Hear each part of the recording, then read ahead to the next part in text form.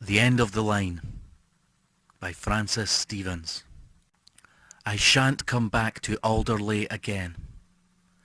Maybe it was once a pleasant little station, but now there's nothing except dirt and decay. The weeds seem to have taken over, and the grass in between the tracks has grown far too long. I stumbled twice today. It wouldn't matter nearly so much if it wasn't for the rats in the waiting room. They don't scuttle away under the broken boards anymore.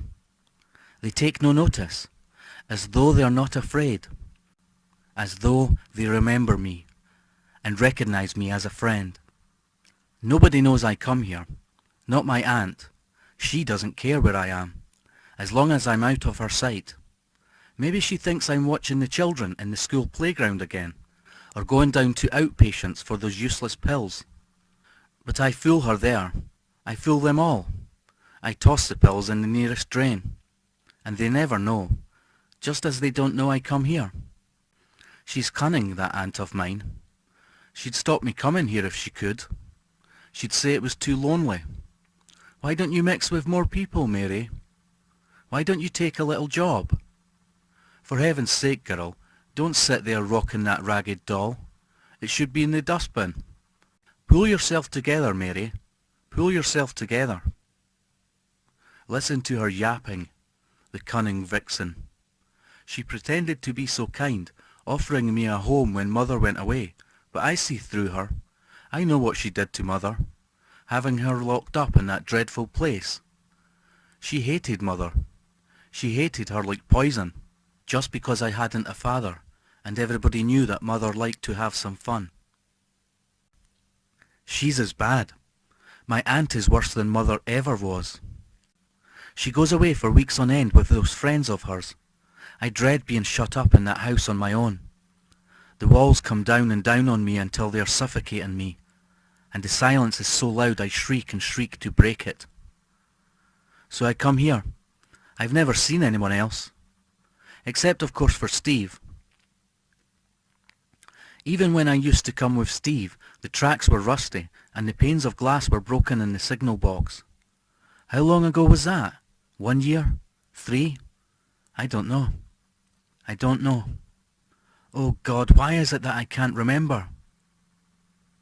But I've had to keep coming back. I couldn't stop myself.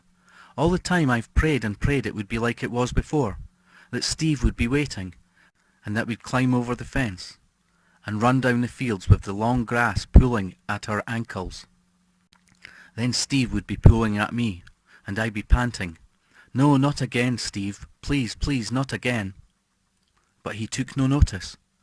He never heard me, or perhaps I never said it, or maybe it never really happened, and it's all part of that oozing greyness that won't let me think.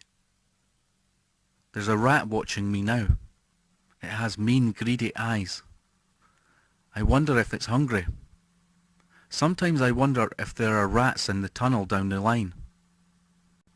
There must be, because it's so dark, with water dripping down the walls, and the smell of soil and decay. I wonder what they eat, those rats in the tunnel. They must eat something, but I'll try not to think of that. This one's coming nearer. I shall hunch my head on my knees and take no notice. If it touches me with those filthy teeth, I shall scream. Scream and scream like I do in the house when my aunt is away, till I'm laughing and crying together, because nobody will come. Not to the house. Not here. I'm all alone. This station has been closed down for years, and nobody ever comes. Except Steve and me. Now only me. Where are you, Steve? Why aren't you waiting when I come? I won't say no again, Steve.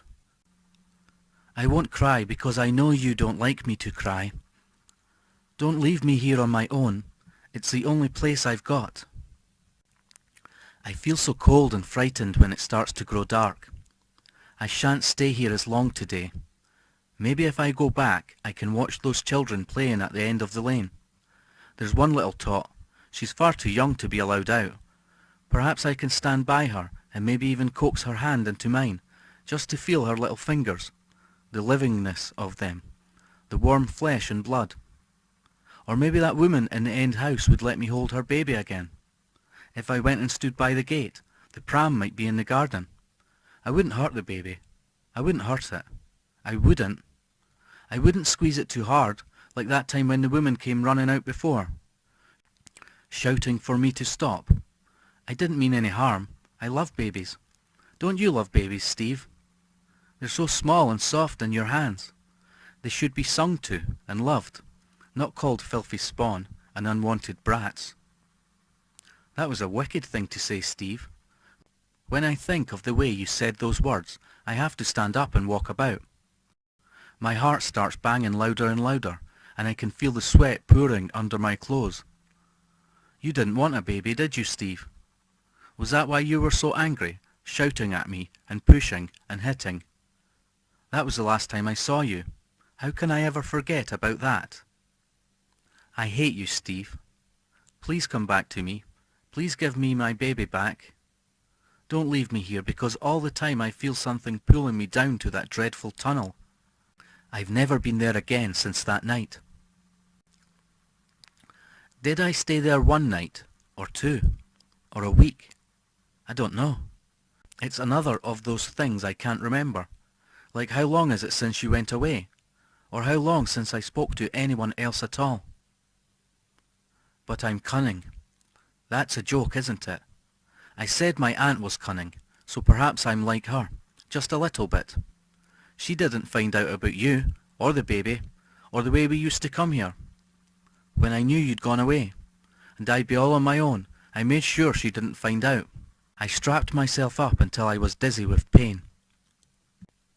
She never pays any attention to me anyway. I'd have stood and died rather than let her see me cry. It worked out in the end. Only this red darkness comes back when I turn my mind to that. It was one of those times when my aunt was away. A month or more. I don't know. I'd been here at Alderley all day, wandering about looking for you, Steve, hoping you would come. Then I heard someone shouting across the field, and I started running, faster and faster, in case you went away. But it wasn't you. I saw that then. Only a boy disappearing with a dog.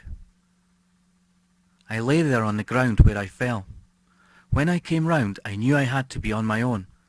I dragged myself back towards the tunnel where it was dark and hidden. I didn't kill that baby, Steve. I didn't kill it, did I? It was too little and pulpy, and it never cried at all. Its fingers, Steve, they were too soft and blunt. I know because I held it, Steve.